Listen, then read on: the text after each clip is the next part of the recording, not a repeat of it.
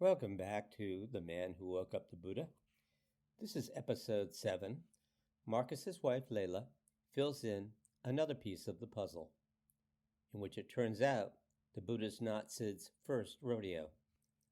Previously, after doing a few errands, including getting wine, pastry, and pot for Di's book group, Marcus hits the road. After brooding about Sid's mortality for a while, he reluctantly calls his sister Julia, whose memories of Sid living in their house during her sensitive teenage years aren't quite as adulatory as Marcus's. Finally, he makes it home. The moon was almost full, and some fireflies flashed unenthusiastically, as if they knew there was no way they could compete. Several varieties of moss were going at the two small spotlights on either side of the screen door. Marcus couldn't see what moss saw in light. The thought made him smile. He walked in, opened the freezer door, and took out some pepper vodka. "I'm awake," Leila called from upstairs. A pause. "Bring me a little, too." She either knew him too well, was psychic, or both. As Marcus reached for the glasses, Maxfield started aggressively rubbing up against his leg. The cat might be too proud to beg, but not to make his intentions known. "You feed him?" Marcus yelled upstairs. "What?" "Never mind." He walked over to Maxfield's dish. It seemed to have plenty of cat food in it, although there was a hint of crust on top. Picking up the official plastic cat food fork, he turned it over a few times, and Maxfield happily returned to one of his 4 main reasons for having incarnated this lifetime. There's a footnote there, by the way, and the other reasons are sleeping, getting scratched, and doing his best to feign nonchalance when birds arrived at the feeder outside the picture window in the living room. Marcus thought he'd fooled Maxfield into thinking it was fresh food. Actually, Max had fooled Marcus into freshening it up. Cat food, like fine wine, has to breathe. Marcus poured 2 glasses of the frozen pepper vodka and took them upstairs, where he found Leila sitting on top of the sheets, 3 pillows, one his, behind her, the air conditioner on low, and her large soft gray cotton robe belted but loosely. A case file was on her lap and a half dozen more next to her. After kissing her and handing her her drink, he sat on the edge of his side of the bed and leveraged his shoes off without untying them. She put the files she'd been reading on top of the other ones and moved them aside. "Juvenile delinquent or addicted baby?" Marcus asked, indicating the top folder. "Both. Juvenile delinquent with addicted baby." "Ugh," he said. "Hey, just another day at the office. But hard to titrate the little guy off, even with her nursing." "The kid really goes through withdrawal, too?" Leila just shook her head. Neither yes or no. Or anywhere in between. "Guess it ain't that simple," Marcus said. "The dad?" "Jail." "Dealing?" And assault with the deadly." "Cheers," she said, ending the conversation, as they looked in each other's eyes and clinked glasses. "Salud," he said, taking a sip, remembering the days when he'd have downed a shot in one gulp. "So," she asked, looking straight ahead. "Well, like I told you, he confessed, as he put it, to being the Buddha." She took a sip, put the glass on her night table, and pushed herself up a little more. "I guess that's better than Teddy Roosevelt," she said, picking up the glass again. They both laughed. One time Sid had famously erupted into a Teddy Roosevelt bully after he'd managed to convince a local zoning board to turn down an application from a major chain store because the land abutted one of his properties. He bought it the next morning and had a skateboard park built, contributing most of the money himself. What had seemed like a brief impersonation to those at the zoning meeting, however, became a week-long obsession. He picked up a walrus mustache at the toy store, started wearing rimless glasses, signed up for horseback riding lessons he never took, and asked for extra starch when he dropped his collection of collarless shirts at the cleaners on Monday. "He took that one a little too far," Leila admitted. "I'll say, especially when he began talking about how much he wanted to go to Africa and hunt endangered species, or even some that weren't endangered." "Although one could argue Al Capone was even more outrageous," Marcus added, taking her hand. since he started referring to the kids' allowances as blood money and claimed they were actually loans so he could charge vigorish. Now they couldn't stop laughing. He reached his arm out and pulled her into the crook of his neck. Indeed, for a few days, Sid had walked around downtown wearing a fedora, smoking a cigar, and striking up conversations with panhandlers, especially ones who carried cardboard signs that said, "Jesus saves." "Which bank does he use?" Sid would always ask before handing them a 20.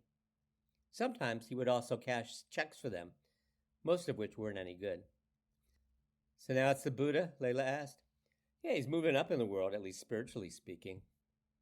"Sometimes I wish he'd imitate himself," she sighed, more than laughed. "So did they get it all?"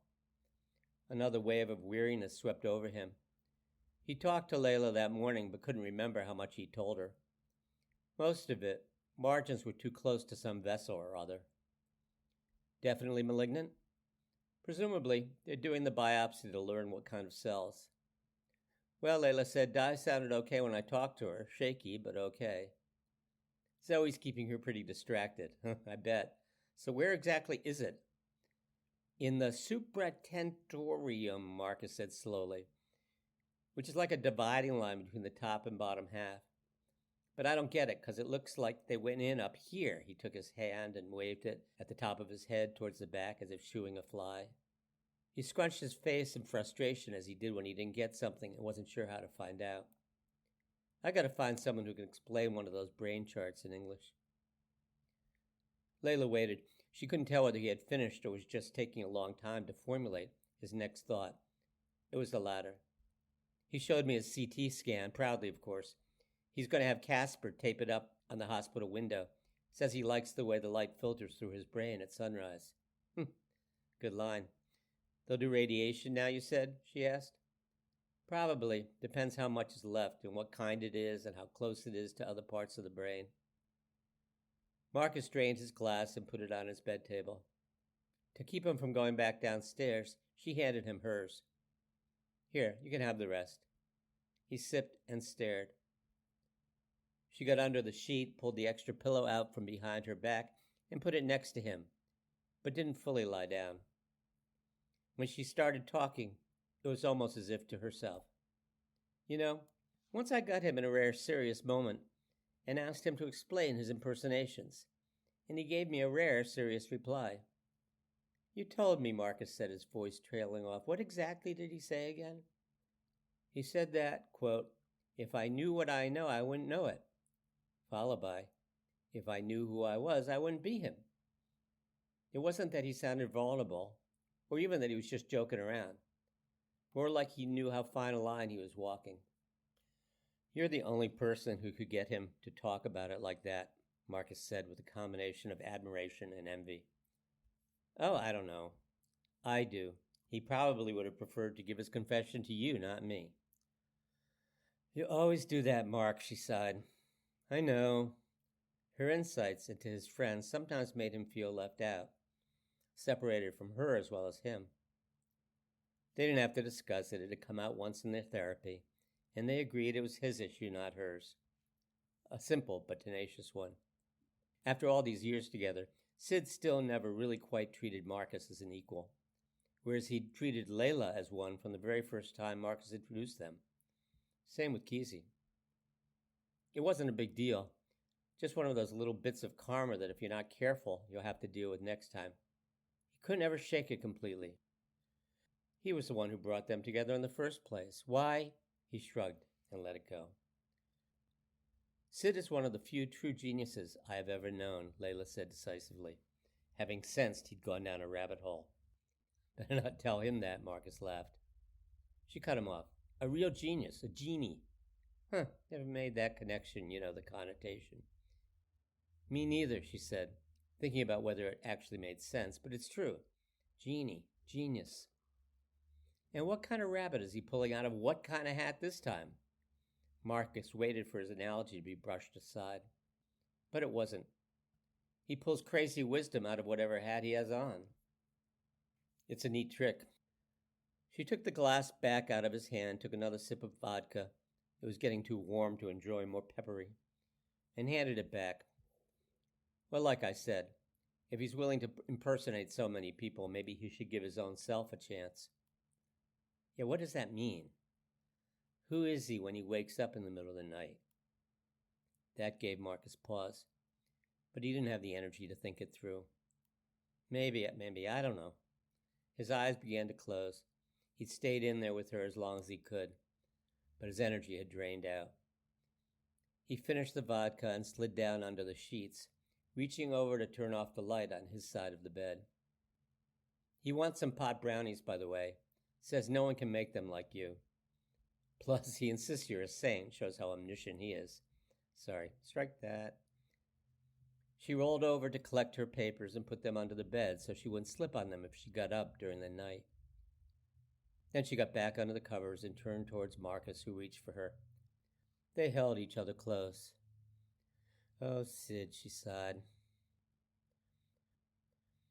Next week, I've decided it's time to explain as best I can Sid's so-called impersonation thing, including the havoc it could wreak at the dinner table back when the kids were young.